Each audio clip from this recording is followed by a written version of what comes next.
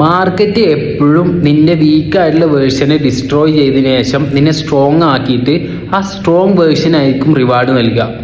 Market എന്ന് പറഞ്ഞാൽ വെറും ചാർട്ടും ക്യാൻഡിൽസും മാത്രമൊന്നുമല്ല, അത് നിന്നെ മോഡിഫൈ ചെയ്യലൂടെയാണ്.